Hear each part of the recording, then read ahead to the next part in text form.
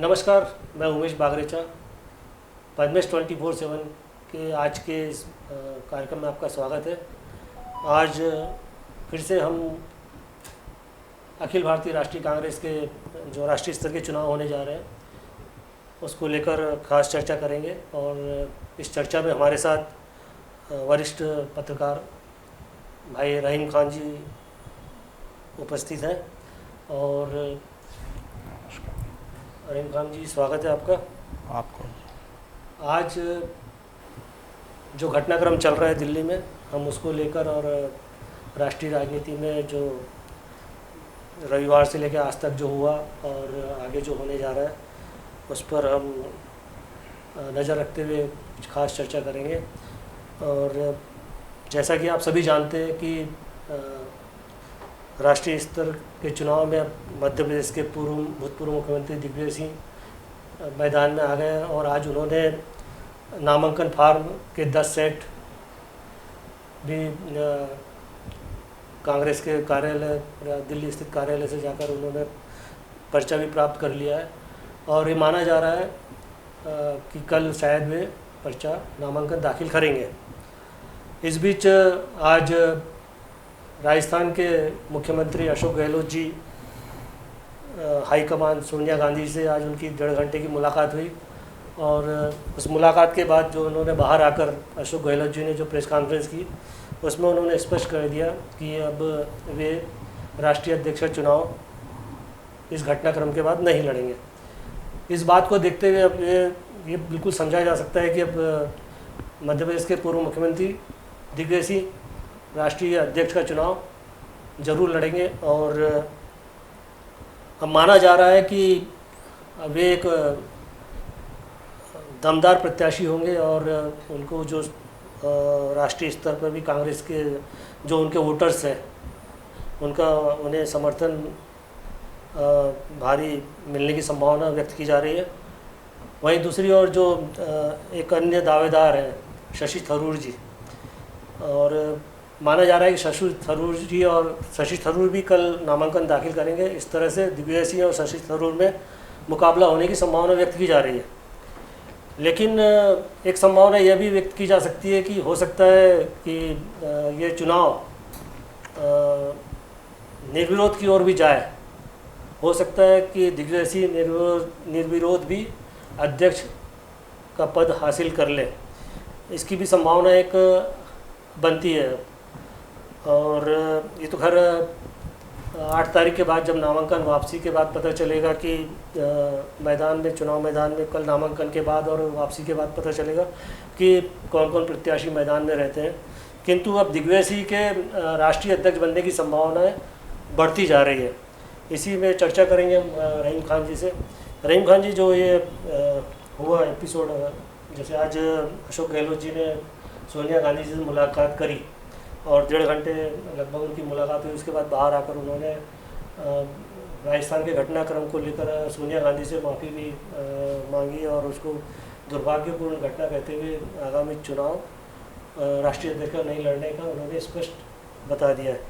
ऐसी स्थिति में अब मध्य प्रदेश के जो पूर्व मुख्यमंत्री हैं दिग्विजय सिंह जी, उनके आसार अब बढ़ जाते हैं राष्ट्रीय अध्यक्ष बनने के। जो कुछ घटनाक्रम आज घटित हुआ है उसमें सबसे महत्वपूर्ण बात आपने भी देखा होगा कि अशोक गहलोत जी ने माफ़ी मांगी। एक प्रदेश का मुख्यमंत्री, एक सीनियर पर्सन पार्टी का यदि माफ़ी मांगता है तो ये आप मान के चलिए कि कहीं ना कहीं उन्होंने अपनी गलती को स्वीकार कर लिया कि जो कुछ घटनाक्रम घटित हुआ है वहाँ पे उनकी कहीं ना कहीं चूक है, गलती है, और उन्होंने स्वीकार किया है कि जीवन में इसका मुझे पछतावा रहेगा। तो आज जो गहलोत जी की जो सोनिया जी से जो मुलाकात हुई और जो कुछ बातें हुई और जो बातें बाहर आईं, उससे ये साफ़ हो गया है कि गहलोत जी ने तो खुद ही अपने आप को इस दौड़ से बाहर कर लिया। बात रही अब दिग्विजय सिंह जी के राष्ट्रीय अध्यक्ष पद के उम्मीदवार के रूप में, तो मैं आपको एक जानकारी देना चाहूँगा कि अगर ऐसा होता है तो मैं 1972 से 1974 तक डॉक्टर शंकर दयाल शर्मा मध्य प्रदेश के ऐसे नेता थे जो राष्ट्रीय अध्यक्ष रहे कांग्रेस के। उस समय प्रधानमंत्री इंदिरा जी हुआ करती थी। और एक और संयोग ये है कि वर्तमान समय भारतीय जनता पार्टी की जो राष्ट्रीय अध्यक्ष नड्डा जी हैं, उनका ससुराल भी जो है वो जबलपुर का है, जो जबलपुर की पूर्व सांसद हैं रही हैं बीजेपी की, उनकी बेटी के साथ उनका विवाह हुआ। इन परिस्थितियों में यदि दिग्विजय सिंह जी राष्ट्रीय अध्यक्ष मनोनीत होते हैं तो एक राजनीतिक संयोग रहेगा कि दो बड़े राजनीतिक दलों के जो प्रमुख हैं संगठन के, उनका संबंध मध्य प्रदेश से रहा है। जहाँ तक दिग्विजय सिंह जी की बात है तो आज ही मैं पढ़ रहा था कि बहुत सारे यहाँ के जो हमारे विधायक हैं एमपी के, उन्होंने भी उनका समर्थन करने की बात कही है। इसके अलावा अन्य राज्य जहाँ उनके संबंध रहे हैं वहाँ के कांग्रेस विधायकों ने भी उनका समर्थन करने की बात कही है। तो मुझे लग रहा है कि शायद बात जैसे आगे बढ़ेगी नामांकन भरने के पश्चात, तो हो सकता है कि बात निर्विरोध तक पहुँच जाए। ऐसा क्यों लगता है कि निर्विरोध तक पहुँच जाएगा? उसकी वजह यह है कि उनके सामने जो शशि थरूर जी उम्मीदवार के रूप में आए हैं, उनका राजनीतिक जो ग्राफ है उतना ऊंचा नहीं है, उतना बड़ा नहीं है जितना दिग्विजय सिंह जी का। तो मुझे लग रहा है कि शायद, कंफर्म नहीं कह सकते, शायद वो दिग्विजय सिंह जी के और थरूर जी के संबंधों पे डिपेंड करेगा कि उनके संबंध आपस में कैसे हैं। उनके संबंध जितना मैं समझ पाता हूँ, जितना कांग्रेस की राजनीति को मैं समझ पाता हूँ, तो मेरा जितना मानना है कि संबंध बहुत अच्छे हैं, बहुत ज़्यादा ख़राब नहीं है। ख़राब ये ऐसे कि विवादास्पद स्थितियाँ दोनों के बीच कभी मुझे देखने नहीं मिली। बस चुनाव हो भी सकता है, ऐसा कुछ नहीं कह सकते अपन कि चुनाव नहीं होगा।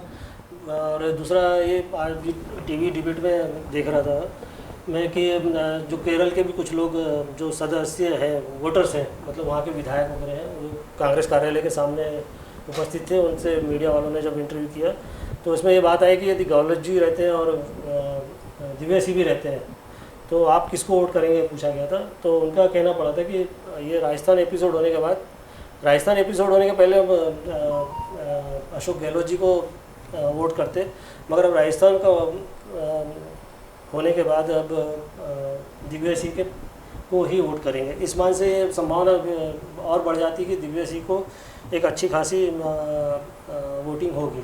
जी हाँ, एक्चुअली क्या है कि दिग्विजय सिंह काफ़ी लंबे समय से कांग्रेस में काम कर रहे हैं, सीनियर नेताओं में उनकी गिनती आती है। उनका जो सेवाएं हैं पार्टी को एक अपने अलग तरह की हैं।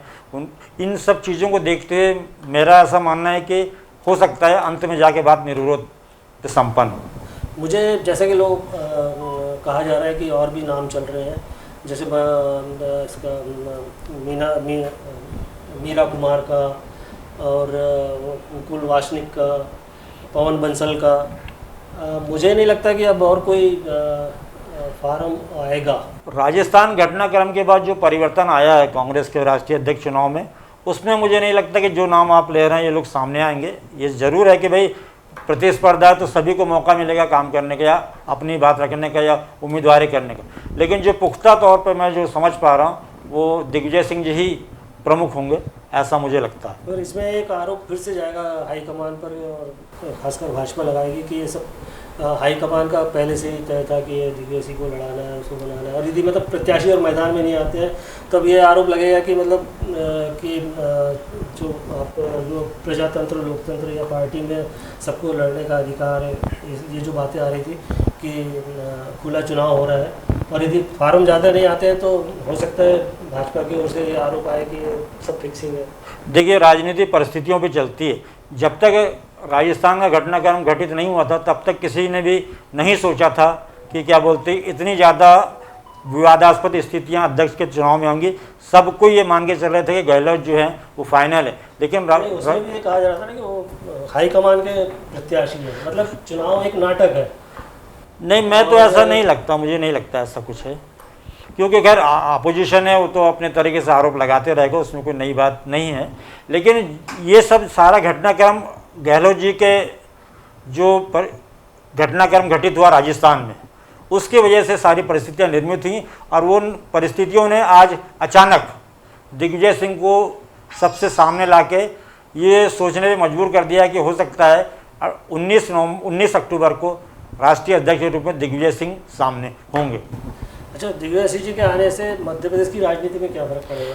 मध्य प्रदेश की राजनीति में बिल्कुल बहुत ज़्यादा फर्क पड़ेगा। उसका रीज़न यह है कि यहाँ 230 सीटें और 230 सीटों में कहीं ना कहीं आपको दिग्विजय सिंह के फॉलोअर्स मिलेंगे, उनके विधायक मिलेंगे, और इन 230 सीटों में उनकी एक अपनी एक सोच है, पकड़ है। इसकी वजह क्यों ये है कि 1993 में जब मुख्यमंत्री बने थे उस समय छत्तीसगढ़ भी मध्य प्रदेश का एक भाग हुआ करता था। तो इस लिहाज से जो इतना बड़ा स्टेट था उस स्टेट के वो मुख्यमंत्री रहे, इसलिए उनका बड़ा गहरा प्रभाव है। अब ये है, जहाँ तक वर्तमान जो प्रदेश अध्यक्ष है कमलनाथ जी, उनके साथ संबंधों को लेके ज़रूर तरह तरह की बातें आती हैं, लेकिन मेरा जो अनुमान है वो ये है कि दोनों के बीच में बहुत अच्छी अंडरस्टैंडिंग है और उस अंडरस्टैंडिंग के सहारे ही आज कांग्रेस धीरे धीरे धीरे आगे बढ़ रही है।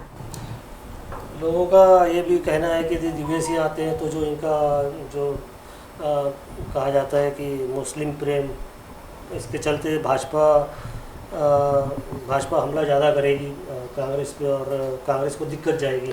मैं आपको इस सवाल के जवाब में बता दूं कि दिग्विजय सिंह ने कुछ दिन पहले बयान दिया है कि मुस्लिम आबादी ज़्यादा से ज़्यादा 18% हो सकती है, इसलिए मुस्लिम कभी भी भारत में हिंदू समाज के लिए चुनौती नहीं बन सकता। ये केवल बीजेपी का बनाया गया एक माहौल है जिसको वो बार बार दोहरा के लोगों को मिसगाइड करते हैं।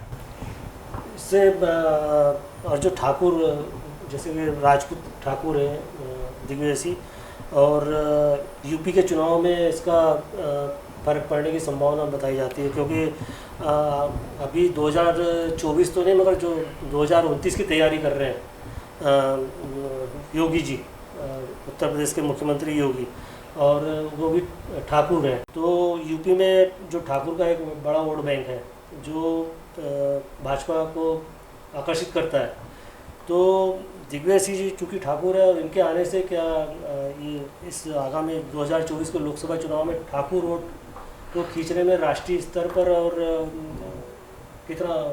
दिग्विजय सिंह के राष्ट्रीय अध्यक्ष बनने के बाद 2024 के लोकसभा चुनाव में समझ आएगा हमको कि जो ठाकुर बिरादरी है उत्तर प्रदेश में, क्या दिग्विजय सिंह के बनने के बाद वो कांग्रेस से जुड़ती है या फिर जो चले आ रहा है उनका बीजेपी के साथ एक लंबा, उसी में बने रहते हैं। जहाँ एक और पार्टियाँ जा रही है ओबीसी और दलित की और कांग्रेस एक सवर्ण को अध्यक्ष के रूप में बैठाने की कोशिश कर रही है, तो इससे जो ओबीसी वर्ग है, जैसे कि प्रधानमंत्री ओबीसी वर्ग से आते हैं, गहलोत जी अति पिछड़े वर्ग से आ रहे थे, तो क्या ओबीसी वर्ग को साधने में कांग्रेस को मुश्किल नहीं आएगी? मेरा ऐसा सोचना है कि इतने बड़े पदों पे जातिगत आधार बहुत ज़्यादा महत्व नहीं रखता। हालांकि राजनीति के गलियारे में सब देखा जाता है, ओबीसी, एससी, एसटी सब चीज़ देखा जाता है, लेकिन इतने हायर पद पे मैं नहीं समझता कि उसके कोई बहुत बड़े प्रभाव होते हैं। ऐसा कि माना जाता है कि जो राष्ट्रीय अध्यक्ष का पद यदि हाईकमान यानी हाईकमान में 3 लोग हैं, सोनिया गांधी, राहुल गांधी और प्रियंका गांधी, जो भी अध्यक्ष बनेगा वो उनकी खड़ाऊ होगा। तो दिग्विजय सिंह के आने से भी क्या वही स्थिति रहेगी कि वो खड़ाऊ बन के रहेंगे और जो वहाँ से दिशा निर्देश होगा उसी के अनुसार काम? आप जो बात कर रहे हैं खड़ाऊ वाली, मैं इससे पूर्ण रूप से सहमत नहीं हूँ। आज मैं ये बताइए, आप आज बीजेपी सेंट्रल में है क्या, और माना जाता है कि आरएसएस के इशारे पे ये चलते हैं, आरएसएस के मार्गदर्शन में काम करते हैं, तो क्या हम आरएसएस के खड़ाऊ बोलेंगे बीजेपी को?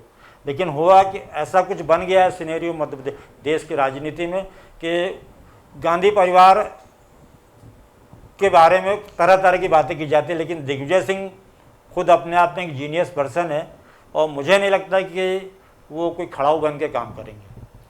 फिर भी चूँकि कांग्रेस में जो कांग्रेस बंधी हुई है उसमें गांधी परिवार का जितना बंधा हुआ है अभी कांग्रेस का संगठन या कांग्रेस की जो है, उसमें गांधी परिवार का अहम रोल तो आता ही है। यदि आज गांधी परिवार नहीं हो तो ये कई तरह की कांग्रेस आज बिखर जाएगी।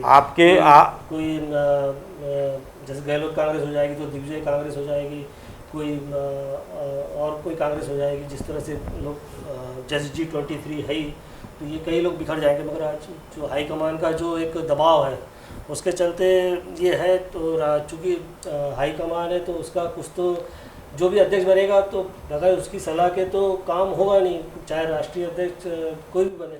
आपकी बात से मैं सहमत हूँ और इस बात में भी कोई दो मत नहीं है कि कांग्रेस के भीतर गांधी परिवार का अपना योगदान है।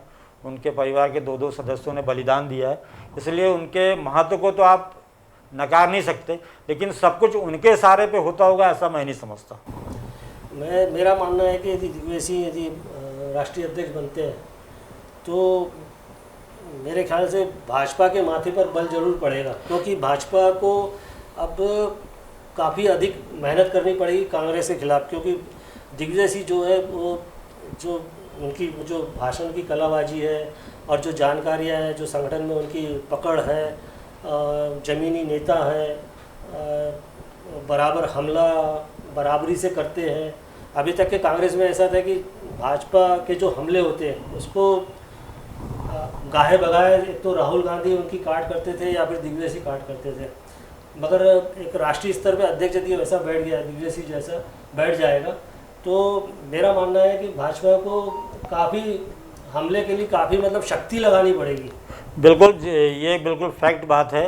राजनीति में जब भी जमीनी व्यक्ति अच्छे या महत्वपूर्ण पद पे आता है तो कार्यप्रणाली बदल जाती है, और चूँकि ज़मीनी अनुभव उसके पास रहता है इसलिए वो हर परिस्थितियों का सामना बड़े अच्छे ढंग से करता है। इस नज़रिए से यदि दिग्विजय सिंह राष्ट्रीय अध्यक्ष बनते हैं तो निश्चित रूप से कांग्रेस में आक्रामकता आएगी। आज जो बैकफुट पे कई जगह हम देखते हैं बैकफुट पे पार्टी हो जाती है, वो नहीं होगी। ये क्योंकि ये स्वयं कार्यकर्ताओं के बीच में जाके उनके हौसला बढ़ाने में पीछे नहीं रहते। ऐसे 50 हम घटनाक्रम देख चुके हैं कि दिग्विजय सिंह कार्यकर्ताओं के साथ हमेशा ज़मीन पे बैठते हैं, ज़मीन पे खड़े रहते हैं, ज़मीन पे संघर्ष करते हैं। इस नज़रिए से मैं समझता हूँ कि फ़र्क तो पड़ेगा। फिलहाल तो अभी